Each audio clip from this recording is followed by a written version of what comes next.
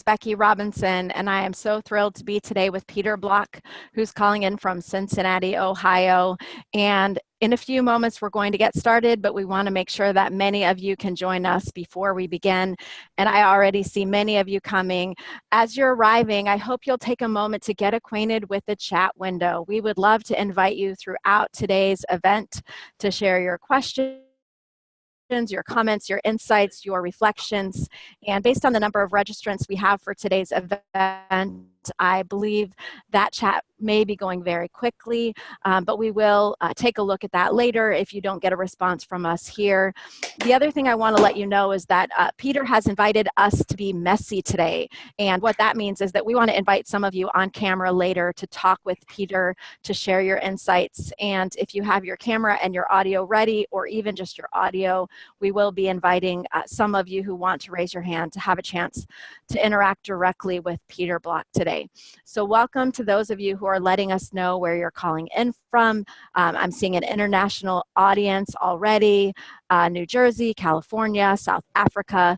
Peter, your fan club in South Africa says hello. We have folks in London, in Massachusetts, in British Columbia, in beautiful Muskegon, Michigan. I wish I were there.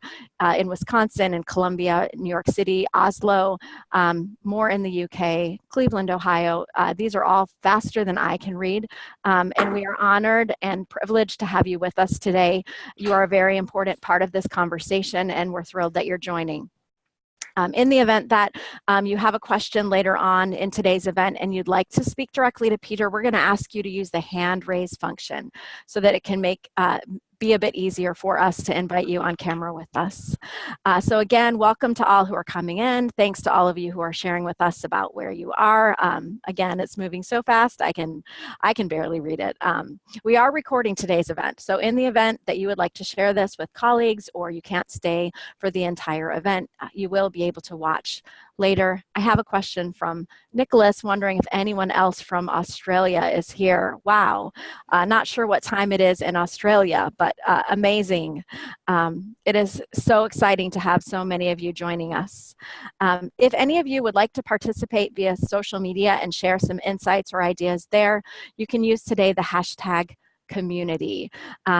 You may or may not know that we are here today in part to celebrate the launch of the new edition of Community by Peter Block. And like many of you, I am a super fan of Peter Block. I was first acquainted with his work back in 2014, I believe, when the second edition of Stewardship was released, and we were able to have a webinar together for that book's release. It's tremendous and amazing. I actually was explaining the book to someone over the weekend, Peter, and forgive me in my fangirl-ishness, but I called the book exquisite. So those of you who are here, if you have a favorite Peter Block title in your library, feel free to type in and share that with us.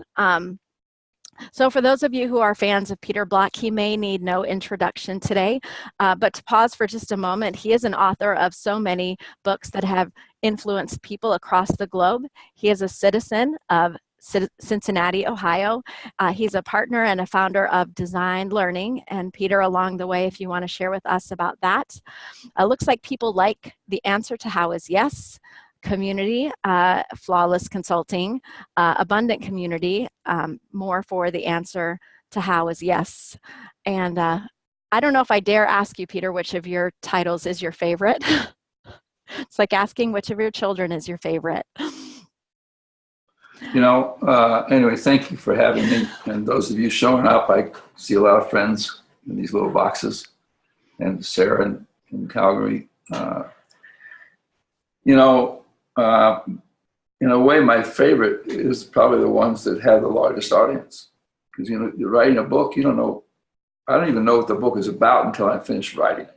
And you write a book to exercise ideas out of my body so there's space for something else. And so, but the books that have an audience means it's touched a nerve. And I think with my writing, I'm not encumbered by evidence or data. The Empowered Manager reviewer said there's not one bit of evidence for anything Block says about empowerment.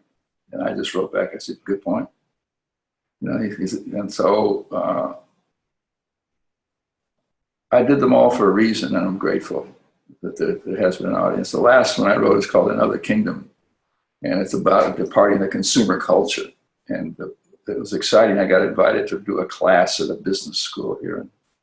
So here I'm arguing against consumerism, and the business school is interested. So little things like that.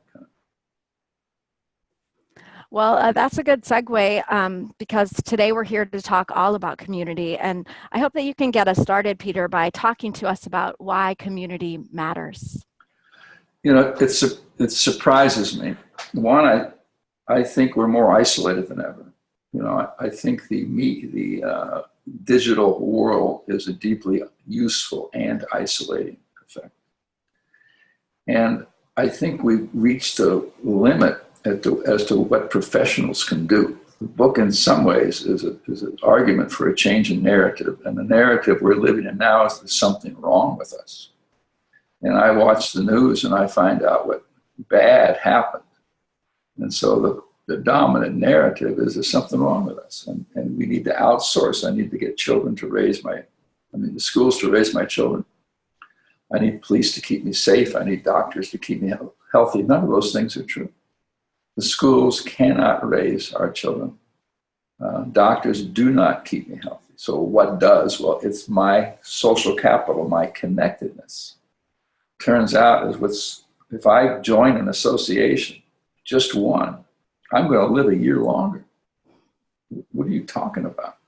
And so I think there's an accumulating awareness and desperation in a way that says if we can get connected, we can be safer, we can raise our children. I think most businesses, with the joys of remote work and the freedom that I can now be in my pajamas and nobody will know, there's a loneliness, and a lot of companies now are saying we've got to bring people together on a regular basis because without being in the room together, we're senseless.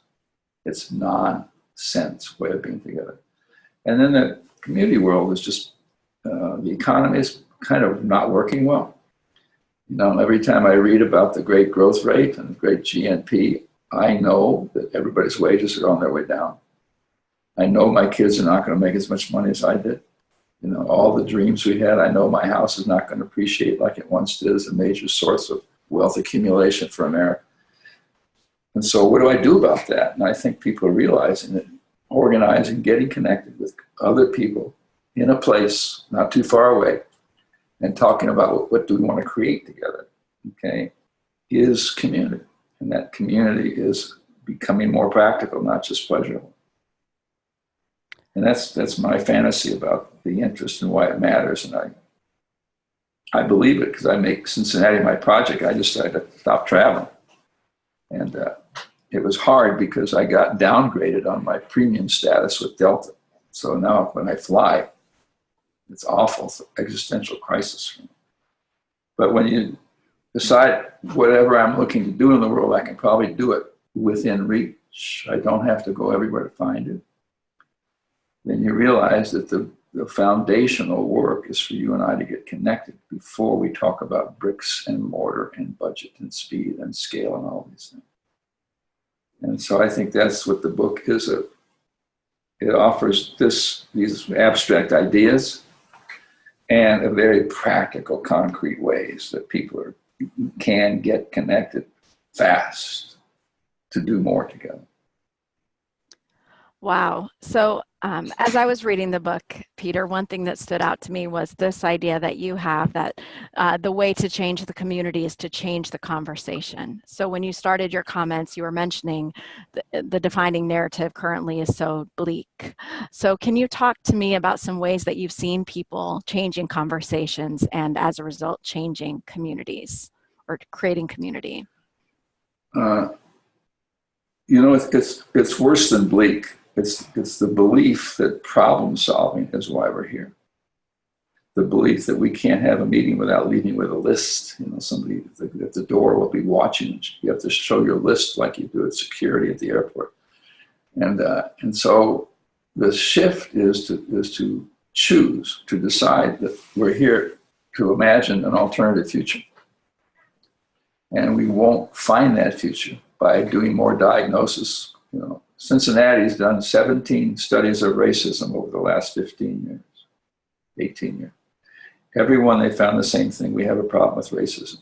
Well, none of that does anything about it. And so you start to say, well, let's get together and talk about what do we want to create together. What's the possibility? What's the crossroads we're at this stage of our work? What doubts do I have about what I'm involved in? What's a yes? And so the book kind of outlines 6 conversations. I asked Marv Weisford, he had the 6-box theory. I said, Marv, why didn't you have 7 boxes? And he says, I couldn't remember 7. I can only remember 6. So I have 6 conversations as a testimony to the limitations of memory. But basically, all these conversations, if I decide to have them together with each other, take us to a different place.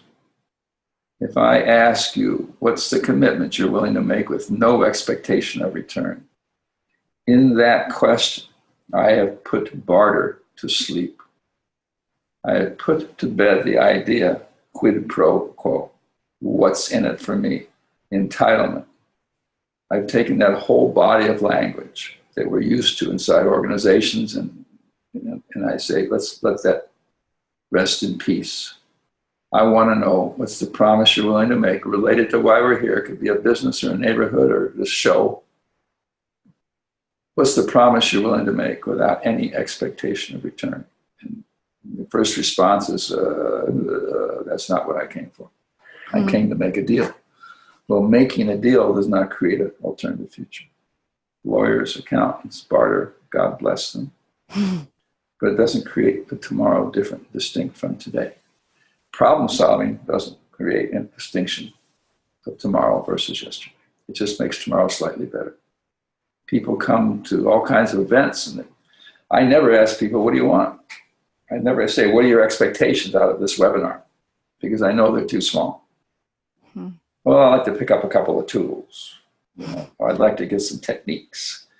And the God, it's too small a God to worship. Methodology is too small a God. Of course you need methodology. Before methodology, you have to say what's the crossroads we're at. What's the point? What's the promise? What's the doubt? What's the yes you no longer mean? So all these questions open worlds. And what I do is take the notion that in a world there's a word is a world, and I make it concrete.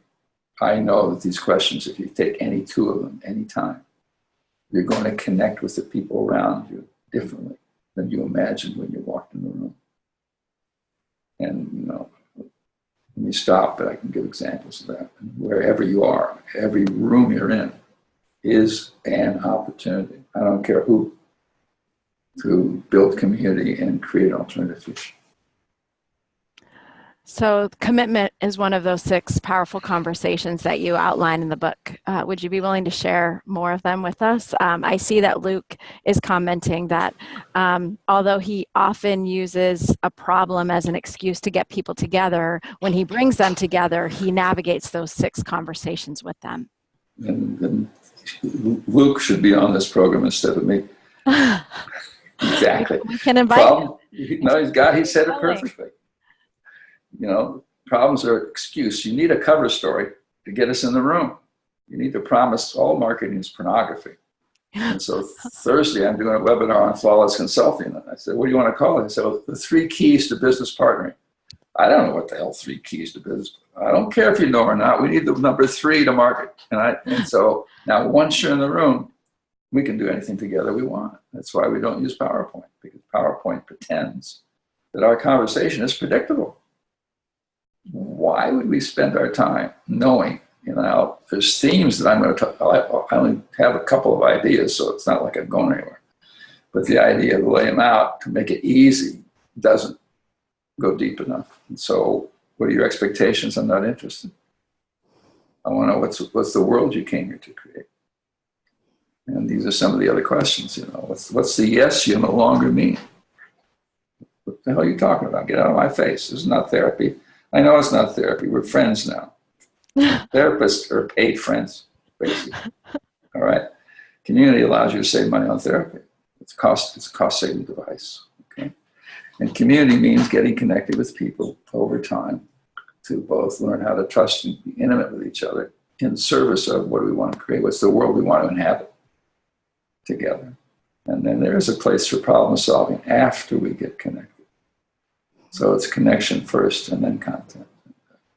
So what's the fastest way for people to connect, Peter?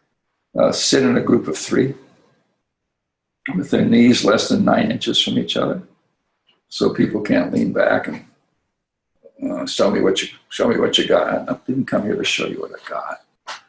And ask people to answer one of these questions. Why was it important for you to be here today? Beautiful question. If I can answer why I showed up today, then I have a clue as to why I'm on Earth.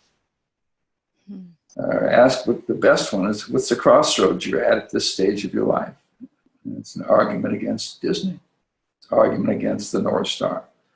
It's acknowledging life is messy. That's why you're doing a messy program. To be alive and you can take it anywhere. You know, I was very influenced by Christopher Alexander, who's an architect. And he wrote something called The Timeless Way of Building. He just flipped my brain about space. And he said, every room, does it have a quality of aliveness or not? And most of the rooms don't. Most of them are designed for air control, environmental friendliness. You know, I was giving a talk last week to a group doing the Enneagram. These are alive, vibrant people who want to make a difference. We're sitting in a room with not one living thing, not one painting, not one picture. It's a hotel room. It's a Westin. And so Alexander taught me that dead spaces create lousy outcomes. And so you have live spaces. Even you, look at behind you, you've got books, for God's sake. You know, a lot of people want to clean, you know. So Alexander's taught me a lot. Daniel Bornstein taught me that every project that starts with some good funding and good blueprints and a desire for scale fails. Well, what are you talking about? It's all I do is dream at night. It's great funding and clear direction. And he says, when you start with that, it's deadening. So you should be underfunded. You should move slow and don't worry about how big you are. And if you do that and create something with a root, with a depth, and so community is a methodology for doing that. So as soon as we sit down, we say, what's the crossroads you're at this stage of your life? And you don't have to answer, but it honors the importance of your choicefulness. And so all these questions are ways of opening the possibility of giving people some freedom, let them come closer to each other, even though they didn't come for that, and be accountable for my life. The tragedy of the dominant narrative is we're waiting for someone else's transformation. It's not what Trump does, it's the fact that we find him interesting. It's not what the leader of your company does, it's the fact that you want to know. I've been in meetings where the leader got called out and had a big sigh. Like, I'll be back in a minute. And all we talked about is what was he upset about? Why did we waste time? The guy wasn't even in the room anymore. And so all of these questions are assaults on accountability and saying, well, you and I right now are creating, you know, the world we want to inhabit. That's why we're doing it this way. And it'll always be flawed. So what? That's the nice thing about getting old. You realize you're not going to get any better. Wow, that's a hard thing to realize, huh? It's such a relief, you know. And so I can exhale once in a while. As long as I don't. You know. So lots of questions coming in. Okay. But why don't you just ask some and I'll answer them. Yeah, I'll ask some. I'd love you to tell us a little bit more about why small groups are so important. There were a couple of comments that came in and, you know, someone's calling out, hey, you know, in some cultures, physical proximity is uncomfortable. So talk to us a little bit more about why you feel those aspects are so important for helping people connect. That's a great question. And every culture I know values depth. They value depth of relationship. And the small group is the quickest way I can realize I'm not alone. And we do this in every country, you know, whether it's Asia and China and Singapore. And everybody says, well, I'm not saying you have to touch anybody, but there is no culture alive that doesn't want to get more connected with the people around. And so these are a quick way to do it. So I ignore all the cultural admonitions. So people don't want, America is the hardest place to do this work in the world. We think we know it. We're arrogant. We think we got it together. I don't need a small group. Come on, man. I came for a keynote. I want my keynote. Where's my keynote? I want my mommy. I want my keynote. Where's my PowerPoint, Peter? Where's my PowerPoint? What is the touchy-feely crap? What is this stuff? And I just say, good point. I know why you came. Now break into a small group and get in a small group with a stranger. You know, as a culture, we're imagining building walls. Really? I thought the Berlin Wall coming down was something to celebrate, and we're going to build one. And we're afraid of the stranger. And I'm not talking about politics. I'm not talking about leadership. I'm just saying we become afraid of the stranger. And so the only place surprise and community occurs is when you're sitting near a stranger. If I'm with like-minded people, I'm never going to be surprised. And I hate that it's so successful, because every time I buy something online and they show me people like you also bought this, I look and I say, hey, that's pretty cool. I'll take that. You know, so it's very powerful. And so the protocol for a small group community, small group transformation is be with people you know the least. Sit less than 9 inches away, and if you're from a culture where that's too close, then sit 9.5 inches away. Because without that engagement, community and real change can't happen. It can't happen. And there's too much suffering. And then another protocol that's even more radical is don't be helpful to each other. If the book's anything, it's a cry out against help, against charity, against philanthropy, against the idea that I know and you don't. So stop being helpful. For most of us, well what am I going to do? And being helpful is just a form of colonialism. It's a form of saying, I know and you don't. Don't ever tell anybody what you did at their age, for God's sake. Mostly because whatever you did, obviously, it didn't work that well, because look at you now. You know, it's just a funny kind of boasting. It's that, hey, let me tell you how I got here. I didn't get here. You know, I had a birthday yesterday. And, I didn't, you know, how did you get there? I'm not anywhere. You know, nobody's made it, you know.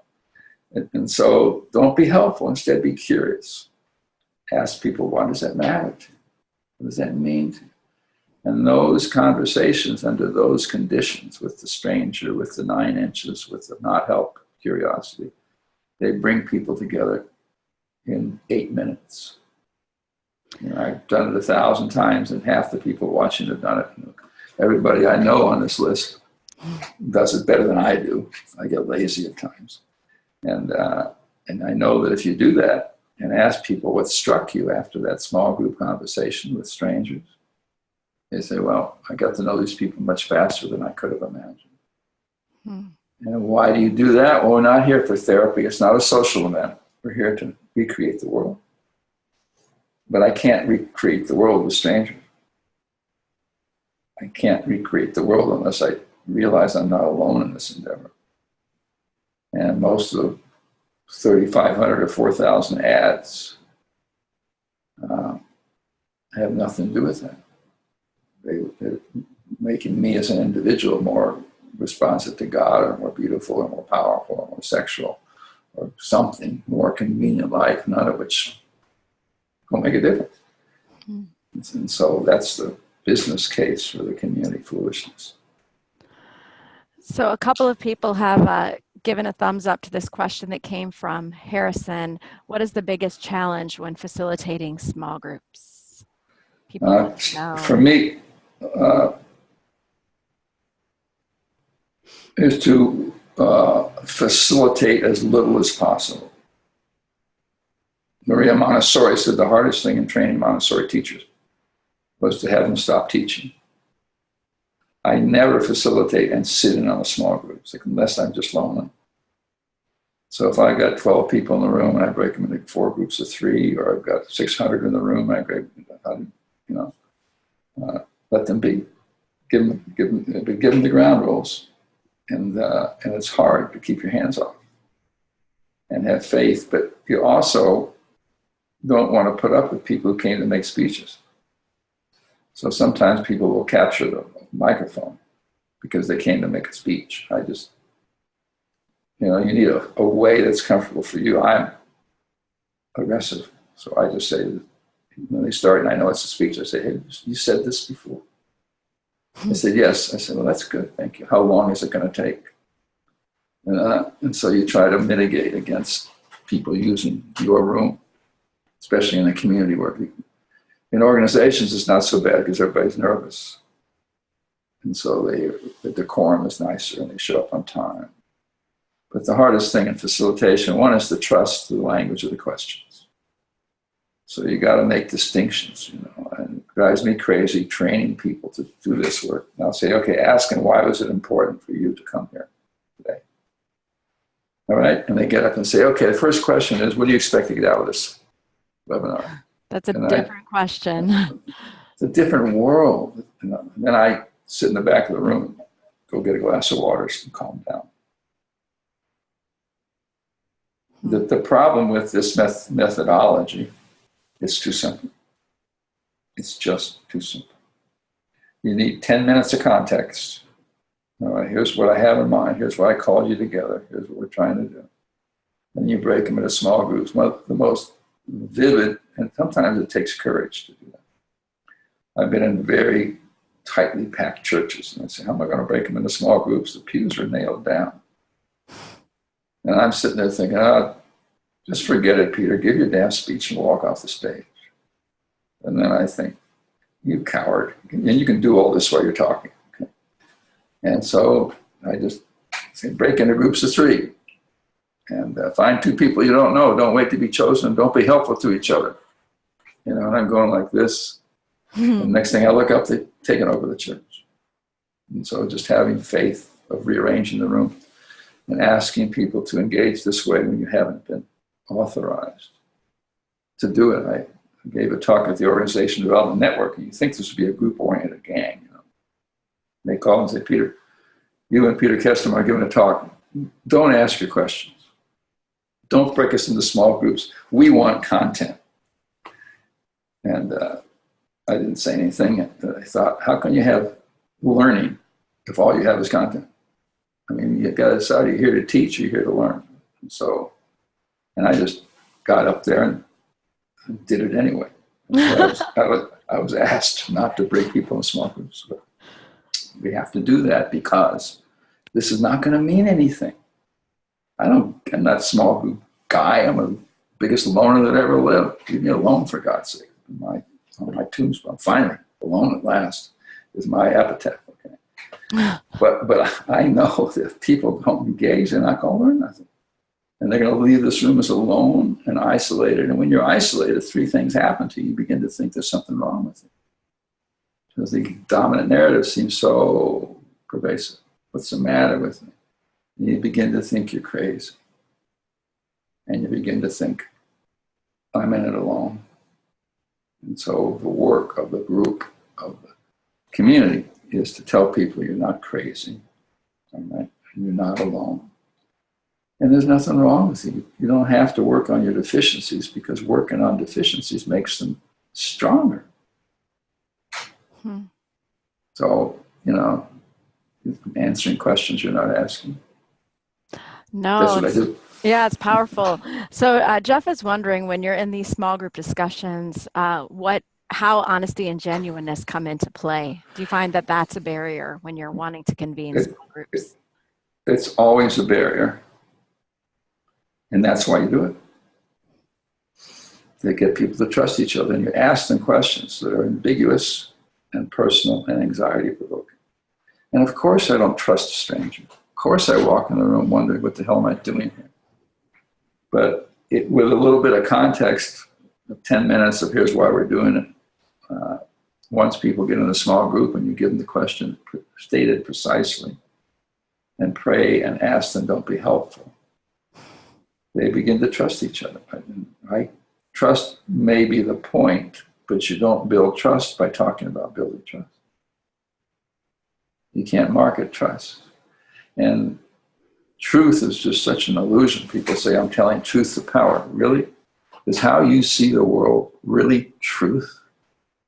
And if that's so, then you're caught up in an ideology. What's killing us is ideology. Ideology is the belief that the way I see the world is true. And so you say, why is the world so at odds with each other? Why is the dominant narrative so contentious? Well, it's because people are caught up in certainty. That's why the democracy is at risk right now. It's not because of one side or the other is wrong. It's just that we're only interested in certainty, and we act as what we have to say is true. It's not true. It's just something that came out of my mouth, out of my mind. And so it's hard. If people don't trust each other, that's why you build community. And I'm not interested in their stories of why they haven't trusted each other. I'm on a neighborhood council now, and everybody's got 5, 10, 15-year-old stories about what a contentious neighborhood this is. And remember the fight we had over blocking off a street. And remember the fight we had over where the light. They're caught up in these things. And those people are I just ignore it. I say, okay, that's interesting. So what are we doing here? And people get into arguments at the meetings. They say, do you think your argument is going to take us anywhere? And they say, well, so why don't you have it someplace else? And you can shift and take the anger, dilute it out if you can name the process that's interfering with why we came. And then the hardest things for me is to not have opinions. So as a council person, it's a nightmare because I have to sit there and listen to all this stupid stuff, and act interested. I haven't done that since grade school. So these are. So Sarah's wondering if we can talk about inviting people to recreate the world. That's a nice thought. Yes, that may be the only reason to come together. Now, how you frame it will depend on where you are. I would rather recreate our world. I don't like the notion of leverage. Let's create a model so other cities can follow. Cities aren't watching. Nobody's watching. Your parents aren't even watching. So the idea of role model, let's create a model, a prototype upon, no, let's just create something that will keep us interested. So, but it's a beautiful question. What can we create? And it'll always be embedded in something concrete. We want to clean up the place. We want to stop drugs. We want kids to grow. We want to be safer. We want to be more, beauty in the world. I don't care what you're interested in.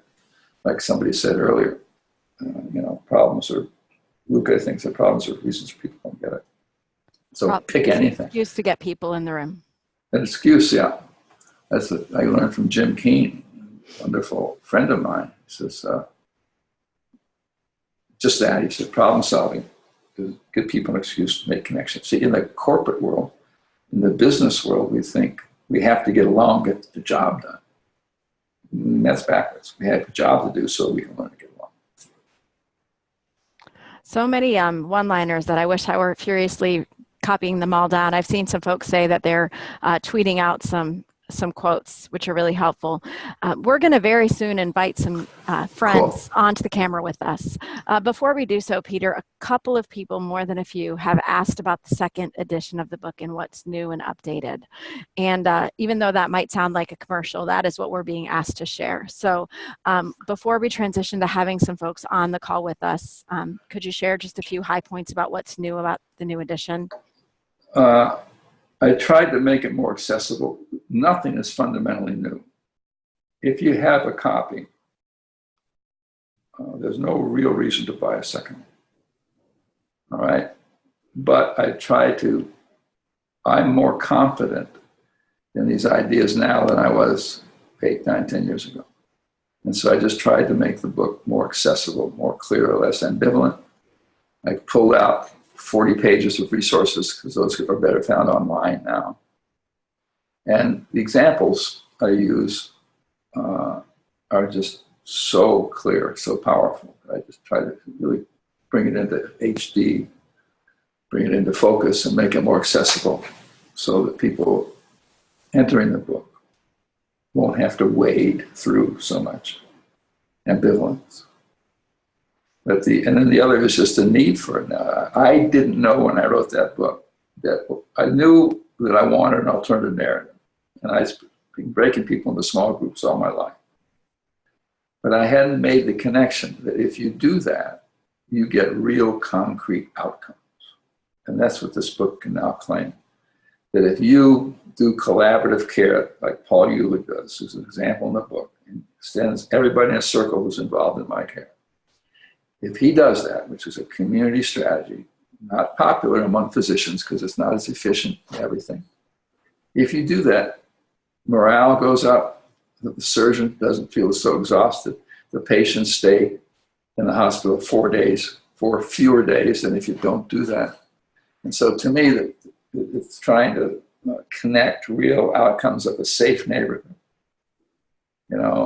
more powerful health care, children learning faster, economies that are local and more balanced and less centralized, are all based on the idea of community. And that's why we did the book, was try to tighten it up and stuff. But the basic 6 conversations are still there. So hopefully that's helpful. And someone was asking, is the book from 2018? Yes, the second edition came out just a couple of weeks ago. Isn't that correct?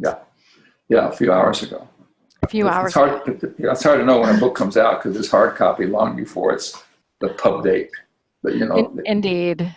Is the pub date this week, Peter? Is that coinciding with your birthday? I don't know. No, I would never exploit my birthday for marketing purposes. Oh, all marketing is pornography. I caught that earlier.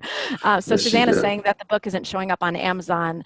I would ask your local bookseller to help you get it, or Aubrey, who's on the call with us helping out today, can make sure you get that. Or they can call Design Learning and get a cheap. Design Learning sells it cheaper than most places. So designlearning.com, and then call me if you can't get the book. That's scary. Yeah, I'm sure that it's available. Sometimes it's hard to wade through the old editions and the new editions. So yeah, thanks. And Maggie is sharing the link to designlearning.com, and it is on Audible, and everyone wants to advertise for you, Peter.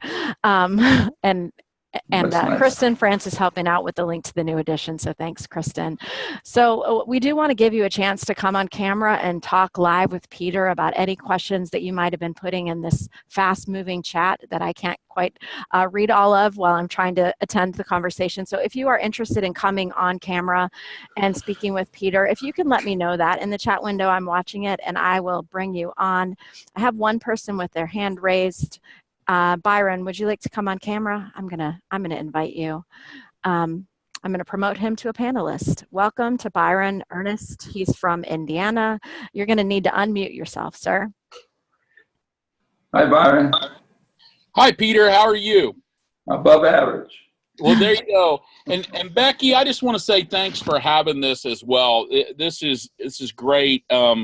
Peter, you've been an idol of mine for years with your books. And so my question, to get right to the point, how do you scale as a public policy maker, and I'm on our State Board of Education, and this past year we did some tremendous work around graduation pathways for kids. And when we used the panel, I used a lot of your community work and the World Cafe type ways of setting up. And believe it or not, got criticism for that, like you were talking about. How do we scale to a public state policy or even a national policy, the work that you're doing that I know in your book you say policymakers and public leaders should be conveners and not problem solvers? How do we scale that and help to get everyone on board with that? Anyway, thank you, Byron. Thank you for what you're doing in the world. You're a public servant, and God bless you for that, really. because you're helping restore the commons, which to me is the bigger job for all of us. Why do any of this? Well, to get the common good, restore the commons, common interest. It's been under assault for a couple hundred years, and it's time we claimed it back in a gentle way. And, I would start with the language. So the word scale means I take something and make it wide and large. I would say, how do you aggregate what you're learning in the systems that you're touching? So when I aggregate things, I bring things together that don't have to be alike. I can legislate a certain level of convening, but it's more, think of yourself, how do we aggregate people who are co-creating what education that works for all, whatever language you have. And so you begin to bring them together from around the country, and you get them talking to each other, and you have the methodology with World Cafe or all the large group methodologies or open space, and say, this is what we're going to do. When people want scale, you say the fastest thing we can do is begin investing time, money, and later the legislation always follows the innovation, the experience. You can't innovate through legislation. You can innovate through experience. And so, Frances Strickland, who you know about, the governor's wife in Ohio, used to be. There's all kinds of people that are radicalizing education. So let's find out who they are and publicize. How do you make visible the people that are doing something important, but not with the idea of replication? And I can give you, places in Lexington. There's a guy just made school superintendent that are creating houses. And he's got using the small group. So every morning they meet as a small group. There's a place in Mount Healthy in Cincinnati. And they have aggregated by levels, by ages. So we're not age segregated inside. These are simple things that you can expose people to, and then hope in Indiana somewhere you'll say, who wants to participate with us in making it real for you? And that's scaling. Otherwise, you get into a funny kind of position of saying, what can we as a state legislature or public policy do? And then you start standardizing things. You have a core curriculum, is death to learning. It's great for consistency and control and predictability, just using your world of education, but it's not good for learning. Same with, STEM and all this stuff. It's a nice intent. Am I responding in any way that's useful to you, Byron? Yes, you are. You've given me a lot to think about. I appreciate that. Okay. How's this session, this webinar going? Very good. This is awesome. Okay. I love you. I mean, to go first, and especially when you're backlit, so I can always see you. That takes courage. Oh, there you go. Thank you. Thanks, Byron. Thanks, Byron. So if there are others who would like to come and be on the line with us, I can invite you as a panelist. In the meantime, we do have a question of Wade, a very deep one. What is the real purpose of community? And I've got a bunch of people with their hand raised. Okay, let me respond. The purpose of community is to construct in the world the experience of freedom and accountability. That's what it works for. That's what social capital does. And so, I can take it whatever I'm interested in. If you're interested, it doesn't matter. But basically, for me, I stay interested in, because I know that much of the violence, that diaspora, the migration of populations are born of the absence of community. And the colonialization of solutions, like development. The notion that we're going to develop a city, develop a neighborhood, that really means we're going to let rich people build some really pretty buildings. And so community is an alternative to colonization. And I don't know how democracy exists if you and I don't trust each other. That helps. So I'm going to try something that seems fun, Peter. I'm going to invite three people that have their hands raised to come on camera all at once. So I'm going to invite Ed and Leslie and Joe. Ed, shine. And here we go. So we have a few guests if you want to turn your camera on, Ed, you're welcome to. And it looks like we have another person who wants to be a panelist. So Hello, Ed. we've got a few of us here, and I don't know who wants to go first, but I thought it might be fun. We said we wanted to do messy. This is our own little small group. Well, I'm not Leslie. I'm Lou. I'm not sure how I got confused with Leslie. We knew that. Hey, Peter, I first met you in 1997, I think, at the School for Managing in Jackson, Michigan. Oh, wow. And back then, you were thinking about community. You were taking us out of our tables and having us come down to one end of the room and just sit around in random seating any way we wanted to. So. And I've had a chance over the years to work with a couple of people like Joel Henning and Jamie Shokir, great guys who I think maybe have started with you. God rest their souls. So can you talk about how you went from the journey, you did a little bit earlier, the journey from technique to community, because you at one point back in the day you talked about strategy and techniques and those kinds of things, but you were already evolving towards community. What was that like? How did that happen for you? I can make something up if you like. You know, I decided to leave the corporate world and get into the civic space. And I got invited by a bunch of city managers, and I fell in love with them because of what they cared about. And part of it is to keep the roads running and the potholes clean. But they really cared about civic engagement. I just found there and they have lousy jobs. I mean, school superintendent and city managers are the two worst jobs in the world. And so I just got drawn into their world and tried to say, who am I in this world that can try to be useful. You know? So the community really came, and I didn't write it for 7 years because I hadn't experienced it. You know, thoughts, right. Most of them are useless.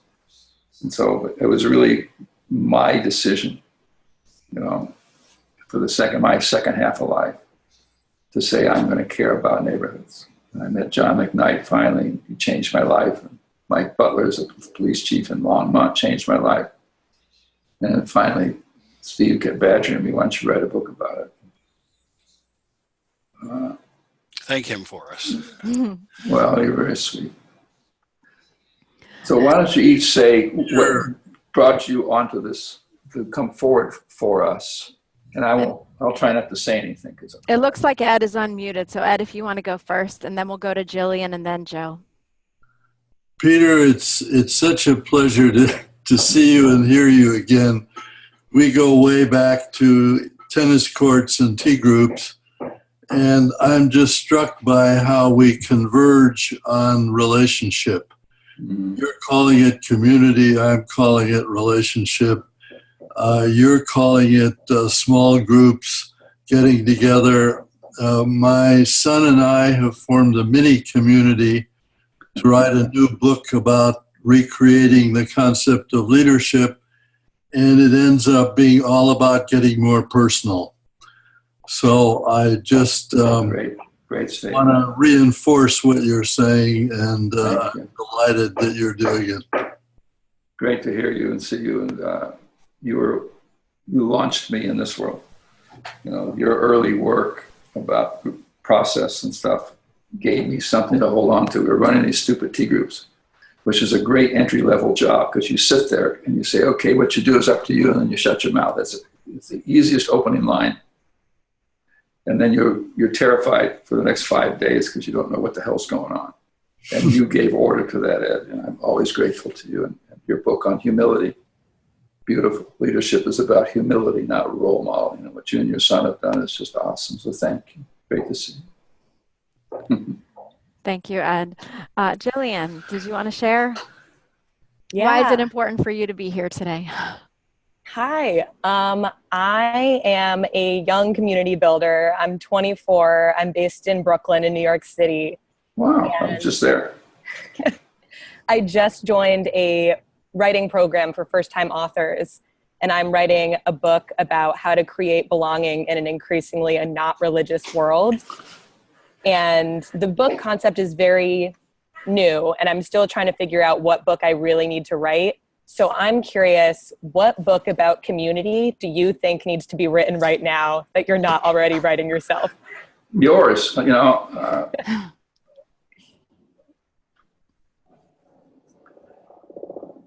you won't know what the book is about till after you write it.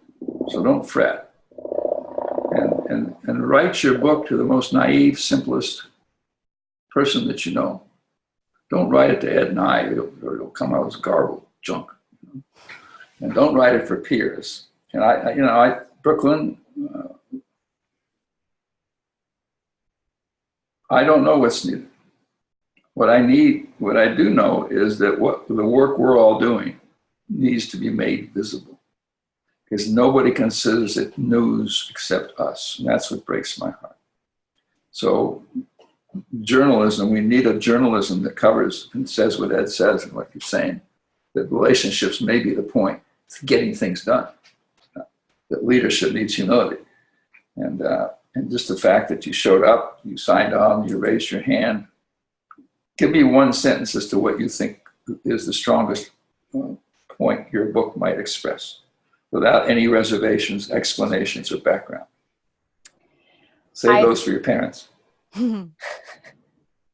Are you asking, or? I am asking. Yeah, I think the biggest point that I want to make is that people, I think especially my age, are really passive in their gathering. They're waiting to be invited. And I think more people need to learn the skills and have the vulnerability to start inviting others. Beautiful. Right. I love that. So thank you for being an inspiration for me. I really, really appreciate it. We are all waiting to be invited. And don't you for a minute believe the stories people my age have about people your age. There's no such thing as a millennial. There's no such thing as a Gen this or that. Those are just marketing ploys. And so you exist as an invitation, and you know how to show up because you did it here. So thank you for that. Thank you. Yes, thanks, Jillian. Joe, and then we have a few people waiting to join us. So after Joe, I'm going to dismiss you, beautiful group, and invite some other folks on. Hi, Joe. Sure. Hey, thank you for allowing me to be a part. I'm coming from a little bit of a different perspective. I've been a fan. I've read your stuff. I've been a part of the CCBA world and the asset-based world in some extent, but almost from a distance. I believe that God's put me here to be a bridge between those who don't understand that world and those who do.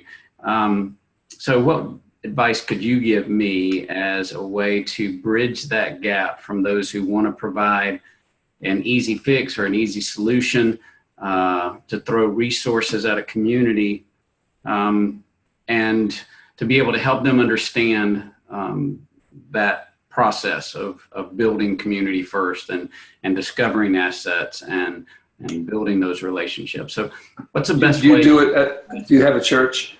I do. Pastor. Right. I'm actually employed by the church. So good, because you're the most educated and activists and paid people around to build community. Right. People like Jillian are having to wing it unless you talk somebody into supporting her. And so I think the largest audience for this book is the faith community, and sees these ideas as an embodiment of Old Testament, really. And so we don't have to argue about whether it's who's, represent who. I think the way you named it is perfect. How do you invite people who think others can be fixed into getting to know the people they came to fix? The churches in Cincinnati are proud of feeding 5,000 people a week, but they don't know who those 5,000 people are. Right. And if you ask the people being fed, what are you good at? You know what they're good at? Cooking. And so I think the way you framed it is your work, and I'm thrilled to have you part of this conversation. Thank you. I cannot serve or help anybody that I've not met and don't know intimately. And the idea that I know and you don't is the most colonial thing in the world. Wow. And so you just keep crossing bridges, bringing strangers together. And when they get in the room, make sure they're with each other and not the people they came with. It's good advice. Thank you so much. Thank you. Thanks, y'all. Jillian, this is sweet, Ed. Yeah, thanks so much. I'm Yeah. gonna move all of you all out and move on to Bye. new ones. Bye. All right, and as I'm removing, I'm gonna add. Is Just this takes messy a enough few for you, clicks. Becky? It is so messy. It is so messy. Gina. Hey, Doug. I just saw Ken Murphy.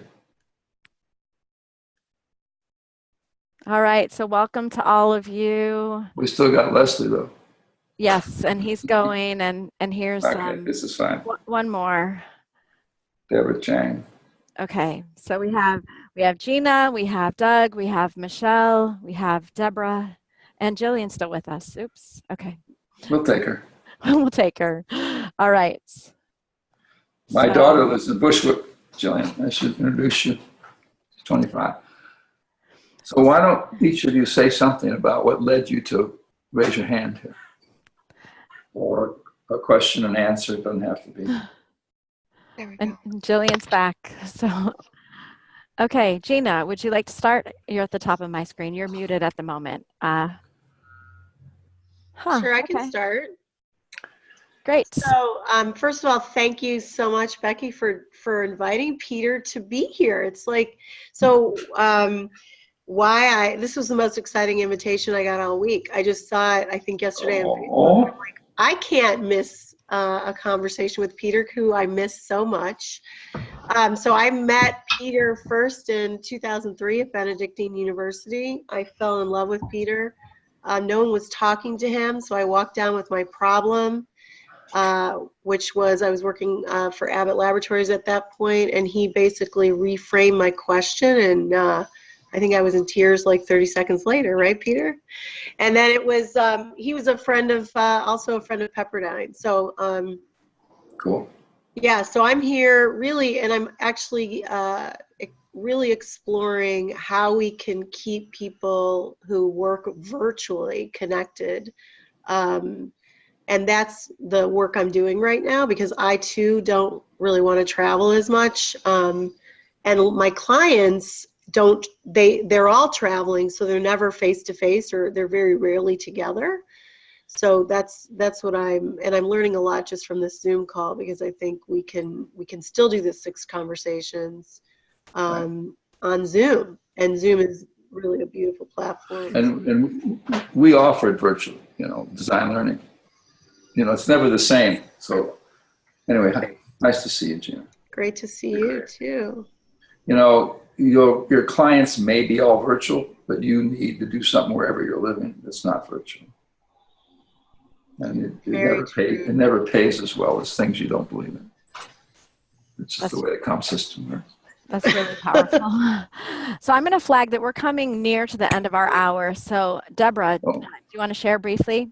Sure. So I'm here because I started reading Community 2 days ago, and I'm 20% of the way through, but half of the book is already highlighted. It really speaks to me.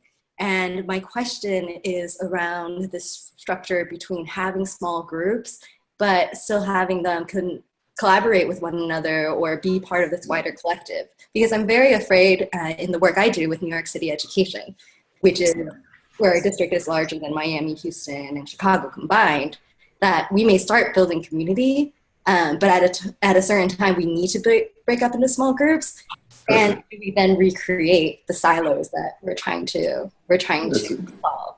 That's a great insight. So you can't let the small group go on too long. And so say I've got 4 hours, I'll let a small group answer 2 or 3 questions, but then I got to break them up. Mm-hmm. Just for the reason, because they think, oh, don't leave us alone. Come on, we just fell in love. We just found each other. This is great. These are like-minded people. Well, give me more time. And I just don't tolerate it. I just make fun of them like I'm doing right now. Mm-hmm. I said, if I leave you there for another 10 minutes, you'll think you're the best damn group in the room. We can't stand that. And they say, I don't want to, I know. And what the point is that people can get connected and build community quickly, however they are. And maybe they do it. Each time you meet, you've got a new small group. Now, some people may organize by interests, but you can't let them just do that. You keep breaking them with strangers. Well, what have I got in common with them? That's why we're doing this, silly. Because if one part of the system doesn't reach out and connect with the other parts, it just becomes another silo. Mm. And that's why I like this high school that's organizing people in houses, 120 each. And when they start the day, they're with every age group. And so, anyway, thank you for your insight, Deborah. And as a follow-up, how do we do this over a long period of time, though? Not just... Stay healthy. Just stay healthy. I don't worry about longevity. You know, you can't, you got to build, if you build something strong enough and clear enough, it will last forever, or it won't. You don't, how do we sustain this is the wrong early question, because you start commodifying what you're doing and standardizing what you're doing, and that's death. It's good for the administrators and good for the press. But people say, how do you sustain this over a long period of time? Exactly. Why don't you join us and we'll figure that out together. And anyway, thanks. Thank you. So that helps. Doug. Doug, Michelle, yeah. Hey, Peter. Hi.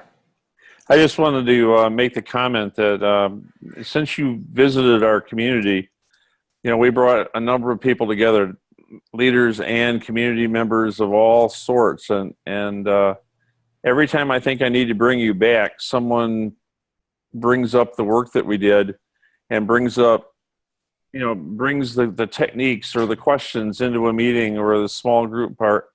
And so I just wanted to let you know that some of what we planted there still seems to be working here in Muskegon. And a lot of interesting things are going on. And I believe community is a really key word for this area. So thank you. Thank you, Doug. That's good to know. I love all my Michigan friends listening. So what do you want to do with the time? I'm letting it be messy. Messy means going 3 minutes over, so Michelle has a chance to speak, and then I want to hear Michelle's voice. Hey, hi there. Thank you. Can you hear me? Mm-hmm. Yes. Oh, great. Thank you, Peter. I just want to say how much I love you and your work, and it's just been so powerful for me and my community. So I'm in Oregon, and I've had an opportunity to present the 6 questions, the small group conversations in a couple different settings. And I'm just really excited about the dovetail between your work and that of social permaculture. And I wonder if you've had any opportunity to work with people in the permaculture realm, and how you find, do you get excited about it as well? I know they're always in the room. Yeah. And the idea that people who care about the environment care, you can't separate these things. And it's about the common good, the methodology, what Doug talks about, and what Jillian's going to create somewhere and write about, is how do we care for the commons? And part of that is the earth, and part of it is our economics, and part of it is our old people that are lonely, and part of it is our children that are useless, you know, and the safety of the willingness and the beauty and the aesthetics. And so it's wonderful to have these come together. There's only professionals would separate. Right. And that's your world. And you've got this small little drawing behind you that kind of screams to us. Yeah, so that's my Pachamama mural. It's that's awesome. Yeah. Don't tell me you don't believe in God. So that's awesome. I do believe in her. I believe that she had a really good plan when she started this whole mess, and I'm very curious about how we're going to see our way through. Well, we will, and you will. Yeah. Thank you so much. Well, thanks again so much to all of you who have joined us today, and Peter, for you participating in such a lively and energetic way with our group. We do have a few calls to action for you. If you'd like to learn some more from Peter Block, you can check out abundantcommunity.com. You can also look at designedlearning.com, and if you like, you can buy the book there instead of Amazon. We do encourage you, if you haven't already, to pick up a copy of the latest edition of Community, which is just released in the last month or so. You can also send all your well wishes to Peter for his recent birthday. And, you know, I missed that at the beginning. So happy birthday to Peter over the weekend. And I could not get him to admit how many years old he is. But it's a few more than me, at least 2. And so again, happy birthday, Peter. Congratulations on the new book. Thank you to all of you who have joined us. And we look forward to chances to learn and grow with you in the future. And also, Becky, thanks for letting people in like this. This Zoom technology is the best in my mind. Because Yeah, it's so, and if you just, even as 4 people, you know, even in the group work, when you get the small groups back together, all you have to hear is from 4 people and you hear the room. So the fact we had 8 people, we've heard the world. And so you're letting people's voice and face come in. It represents everybody. And so that's a radical act. And anyway, this has been a pleasure. It's very powerful. Thank you so much. Take care, You're everyone. welcome. God bless you all. Thank Bye. you, Becky.